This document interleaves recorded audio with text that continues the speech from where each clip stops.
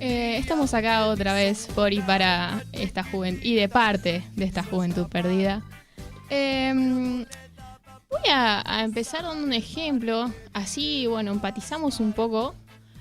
Yo, por ejemplo, tengo muchos amigos, los cuales bueno, son de barrio y como cualquier pibe, muchas veces se juntan en la esquina o en la plaza a tomar una coca o a tomar una cerveza o cualquier cosa que no significa que estén haciendo nada malo, más allá del estigma que podemos escuchar. Pero imagínense estar en uno de esos momentos con tus amigos, amigas, compañeros, sentados en la esquina de tu barrio y que de la nada lleguen 3 policías y te caguen a tiros. Esto pasó, esto específicamente le pasó a 3 compañeros, bueno, Agustín Olivera, Oscar Arrés y Roberto Argañarás, el 8 de mayo de 1987. Y lo menciono también porque este 8 de mayo se cumplió el Día contra la Violencia Institucional, que para ilustrarnos tuvimos al compañero en la columna anterior, pero voy a dar un pequeño repaso.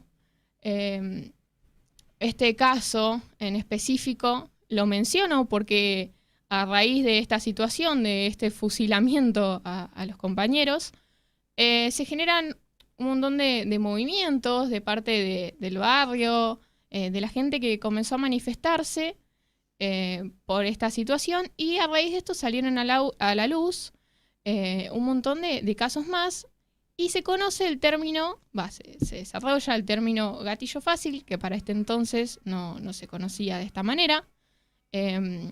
Recordemos que, bueno, 1987, no hacía muy poco de la vuelta a la democracia.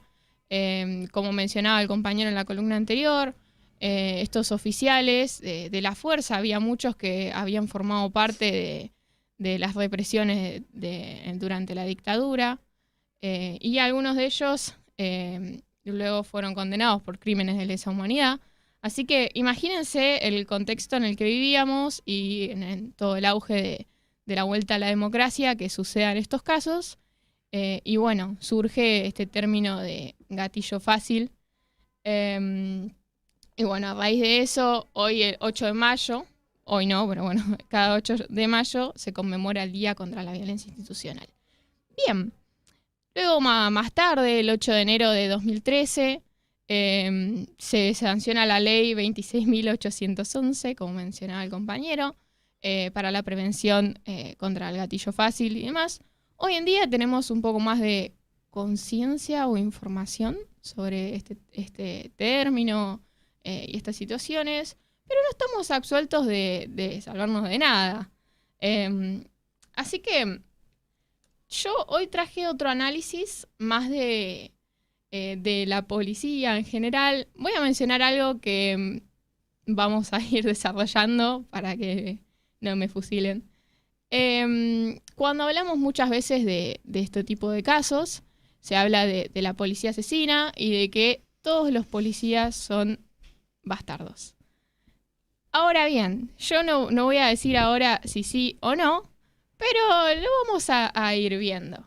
¿Qué es la policía? Como para dar una descripción, para ser más descriptivos. La policía es la fuerza de seguridad encargada de mantener el orden público. Bien, como sabemos, forma parte del aparato represivo del Estado, y es la única, el único instrumento, perdón, de poder usar la violencia física, de ser como última herramienta, legitimizada, ¿no? Así que voy a proceder, no lo voy a explicar yo, le voy a dar algunas definiciones. Me encantaría que mi compañero me ayude con la pronunciación porque soy muy mala. La primera que probablemente vayas a dar, que es la primera cita, es de Louis Althusser, que es uno de los primeros también, entre todos los que vas a desarrollar, que habla un poco de cómo funciona esta legitimación de la violencia de parte del Estado represor, usando la violencia como una herramienta más para poder seguir manteniendo el Estado burgués en sí. Bien. Bueno, sí, citando puntualmente al compañero, dice, la policía y el sistema penal son instituciones de poder que no proponen eliminar el crimen, sino controlarlo dentro de ciertos límites y hacer uso del centro de sus propios intereses. Ese es de Michel Foucault. El otro era de Althusser, que Althusser va a decir que la policía forma parte del aparato represivo del Estado, la cual utiliza como instrumento la violencia física o no, asegurando el poder de la clase burguesa. Ahora sí. Muchas gracias.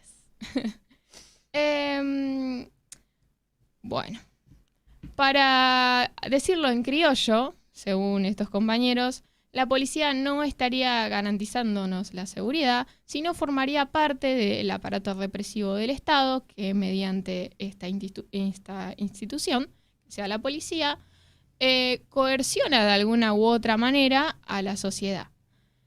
Ahora bien, ¿no? Se puede hablar un montón de cosas dentro del funcionamiento de la policía y se puede describir de un montón de maneras, pero para seguir con las citas, voy a citar a Weber, que dice que el Estado es esa comunidad humana que, con éxito, reclama el monopolio del uso legítimo de la violencia dentro de un determinado territorio. Bien. En cuanto al funcionamiento de la policía, y como mencionábamos de estadísticas anteriormente con el compañero, según la Correpi, se estimaba que en el 2021 había 2.877 casos aproximadamente de gatillo fácil. Y bueno, y más, pero de muertes sucedidas dentro de la cárcel y demás. Mediáticamente podemos conocer muchos ejemplos en donde el Estado ejerce este terrorismo y no durante la dictadura. También me gustaría traer acá víctimas dentro de muertos en democracia, ahí va, o desapariciones, como bueno, Santiago Maldonado, víctimas de gatillo fácil como Lucas Verón, Lucas González, que es el ángel de Barracas que comentábamos en la anterior columna, Mariano Ferreira y un montón de asesinados en manos de la policía.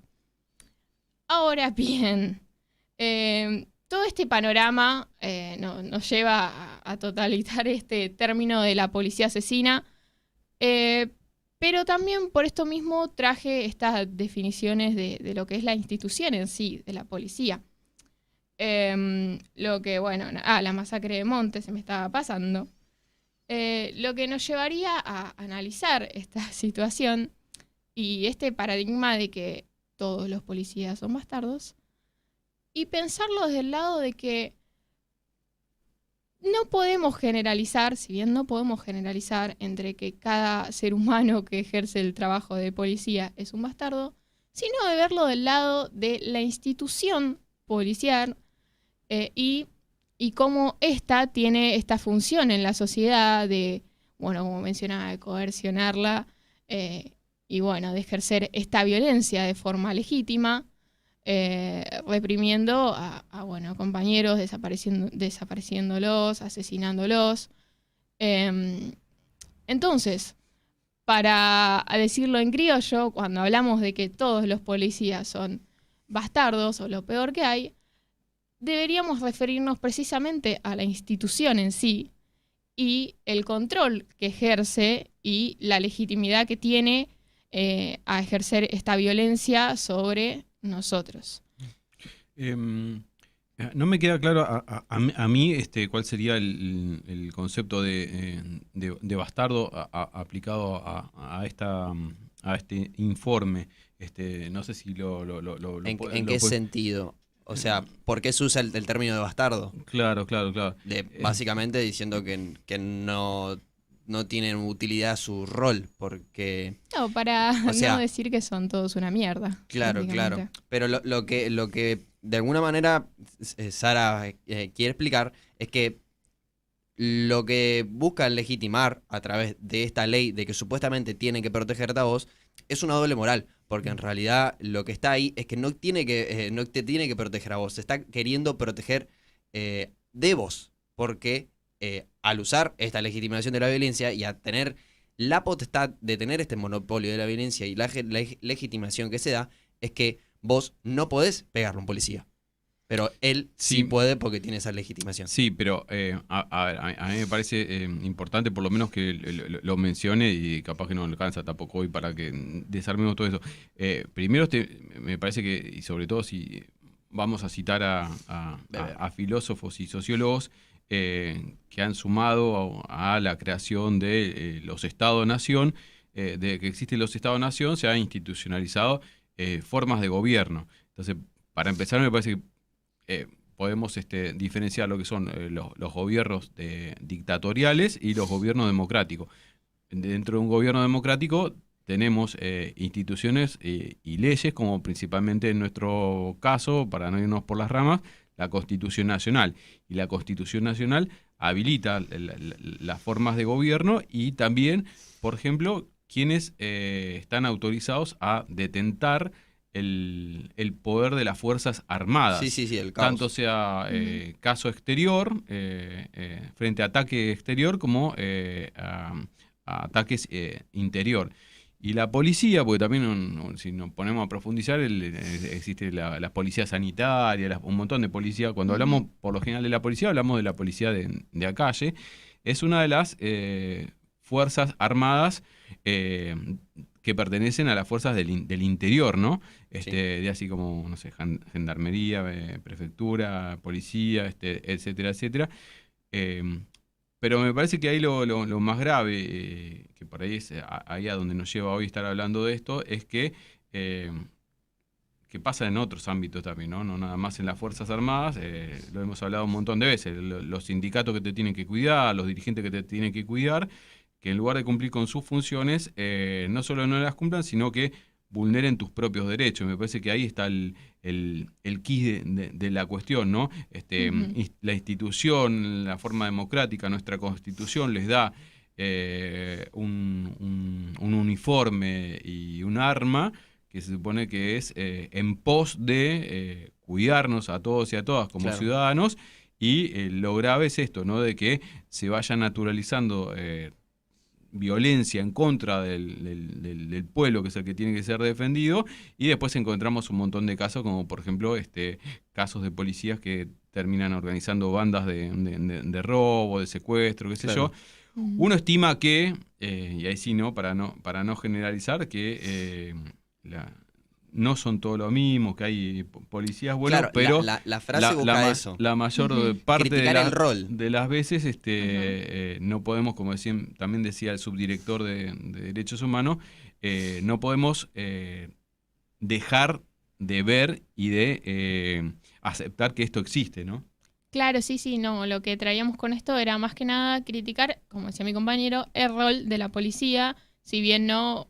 a las personas en sí, porque no conocemos a todos los policías del mundo, entonces no sabemos qué tipo de personas son, pero el rol que cumple en nuestra sociedad y cómo, a diferencia de otros organismos, estos tienen legitimado el poder... El uso de la violencia. El uso de la violencia. Uh-huh. Y también me gustaría mencionar algo que me pareció muy interesante, que mencionaba el compañero, esto de que los casos de gatillo fácil o directamente la violencia institucional, policial, es bastante selectiva, porque mayormente yo creo, me pongo las manos en el fuego, que la mayoría de los casos suceden en los barrios. Uh-huh. Y algo que también me gustaría traer a conciencia es que no necesariamente son los asesinatos, sino los pibes que cagan a palo adentro de la comisaría, en la calle. Uh-huh. Y sin embargo, esos pibes son catalogados como negros cabeza, como que algo hicieron. Uh-huh.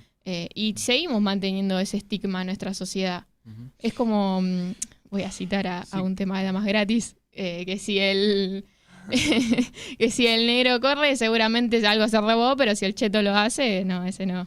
Uh-huh, claro. Me parece que de acá podemos también, otras cosas que podemos rescatar, es que también en una mateada, si no me equivoco, hablábamos con Rocco Carbone, el sociólogo, que hablaba de la situación de las mafias, ¿no? Me parece que hay mucha... situación mafiosa que se fue instalando en nuestra sociedad a nivel dirigencial, a nivel de sindicatos, a nivel también de la institución de la fuerza de seguridad, y eso me parece lo que es lo grave, ¿no? Cuando se va naturalizando. Así como decimos una cosa, decimos la otra.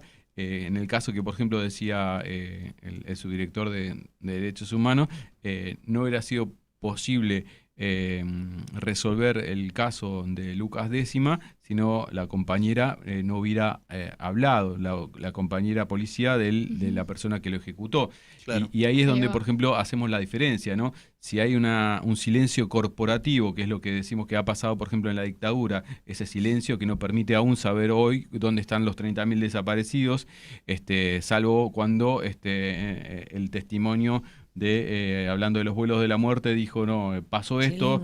Chilingo. Silingo dijo en una entrevista, no, los dormíamos y los tirábamos. Hasta ese momento hubo un total silencio de un montón de qué pasaba con esas personas. Bueno, acá también me parece que es gravísimo cuando trabajamos sobre los casos de violencia institucional, pero ahí lo que denota más es como también cuando Dante le preguntaba el caso de los chicos que venían de jugar a la pelota. Lucas González. Si no se da la situación corporativa, de mafiosa, de no decimos nada, le tapamos los chanchullos, escondemos esto que hizo el compañero, esto, el otro, y embarramos la cancha para que el pibe realmente se convierta en alguien que no es, como en este caso un delincuente, cuando eran chicos que salían de jugar a la pelota, ahí es donde queda naturalizada la violencia institucional, ¿no? Sí, Pensaba totalmente. la frase esta, que bueno, que en realidad es una frase en inglés que dice All cops are upstarts, nace en Estados Unidos, y que bueno, que ahora refloró de nuevo por el caso de George Floyd, que había pasado que el policía lo había tenido una cantidad de 8 minutos, y no me acuerdo cuántos segundos más, abajo de su pierna, y el compañero termina muriendo, que eso trajo de nuevo toda la discusión, de nuevo por eso mismo, del rol, y bueno, del reclamo de Black Lives Matter, con todo lo que había pasado en Estados Unidos, y que bueno, que no es la primera vez y que siguen pasando más en un estado como el Yankee, que la violencia está tan necesaria para algunas cosas, donde a veces es necesario tener que defenderte, y que bueno, que eso se aprueba. Pero Yo me quedo, o no me quedo, aporto la complejidad de las instituciones, de todas las instituciones de este sistema capitalista y de este estadio en el que estamos, ¿no? Digamos,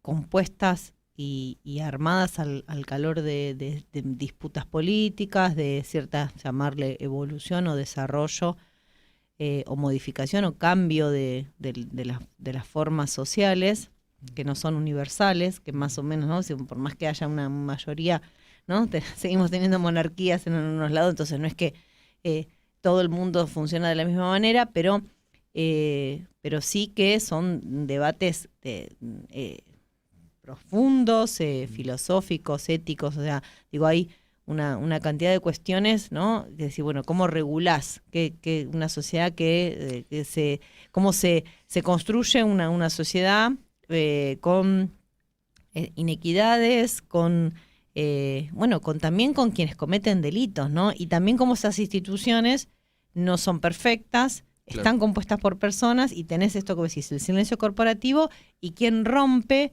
en pos de que se alcance la justicia. Que visibiliza, que sigue vigente, y esto me parece que es lo más grave todavía, que siguen vigentes prácticas de racismo, prácticas de supremacía, que me parece que son parte de los cambios culturales que todavía quedan pendientes o como decimos siempre, que llevan mayor tiempo.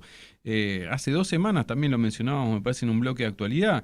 En Estados Unidos, en un subte, se hizo viral en redes sociales hace 2 semanas, un muchacho que iba circulando, que era conocido por todos los transeúntes, aparece en un coche y lo detienen entre 3 personas, y el principal que lo detuvo, que le hizo una toma de asfixia en el cuello, terminó siendo un marín estadounidense. Y que este chico era conocido porque tenía problemas de salud mental y circulaba en los subtes de Estados Unidos. Y sin embargo, no sé cuál fue el susto que sintieron estas personas, que lo detuvieron entre 3, lo terminaron asfixiando y asesinando.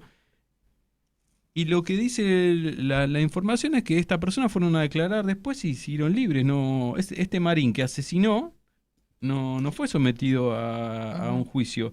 Fue liberado después de que expuso lo que le había pasado. Y estamos hablando de que fue asesinada una persona en la vía pública. Bueno, lo mismo, que era uno más que tenía problemas de salud mental en la calle, ¿no? Entonces por eso no estallaron las redes sociales solidarizándose con otro caso de este tipo, ¿no? Bueno. Justamente ahora estaba recordando que cuando hacíamos la pelada Homero con acá el compañero Dante y demás compañeros, recuerdo algo muy puntual. Yo apenas comenzaba, por ahí no hacía tantos análisis como ahora, no me replanteaba estas cosas. Y una vez en uno de esos programas, mi compañero Dante dijo, sí, la policía está en la pirámide del sistema capitalista. Y yo no entendía nada y me quedé pensando, dije, ¿qué quiere decir este loco? Y después lo pensé bien y analizándolo de otra manera, es un poco lo que traíamos acá de no criticar a los oficiales como personas, como seres humanos de la sociedad, sino el rol que cumple la policía, la institución, las fuerzas públicas de violencia, digamos, en la sociedad y cómo éstas ejercen ese control para que las cosas funcionen. Y una vez un compañero me dio un ejemplo de que para que tal persona o institución realice una acción de la cual, no sé, la gente no está de acuerdo, tiene que ser protegida de alguna u otra manera. Y me da el ejemplo de ir a la cancha un día y que se terminen las entradas y que se quede afuera la gente, como pasó en el partido de River y Boca, no vamos a ampliar ahí, que hubo represión y demás. La gente, si bien, bueno, no vamos a decir toda la gente es buena, la policía atacó, pero si bien, bueno, se provocaron disturbios y demás, para que, bueno, ya sea en otras situaciones, por ejemplo en las movilizaciones y demás, para calmar o contener o simplemente al sacar esos disturbios, la policía es la encargada de correr todo eso, en este caso de reprimir, digamos. Sí. No sé si me explico bien. De buscar el control, sí. Claro, la policía busca el control caos. dentro del caos. Bueno, Pero ya cerrando, bueno, Juventud Perdida, que bueno, pensaba un último ejemplo más como para mencionar el caso de Jorge Luis López, que fue desaparecido 2 veces por el Estado, tanto en dictadura como en democracia, y que bueno, que los casos van a seguir estando y van a seguir ocurriendo lamentablemente, pero bueno, de acá, desde como decía Lalo de la resistencia negra de la radio, vamos a seguir diciéndoles que no, y bueno, nos estaremos viendo en la próxima semana en Juventud Perdida.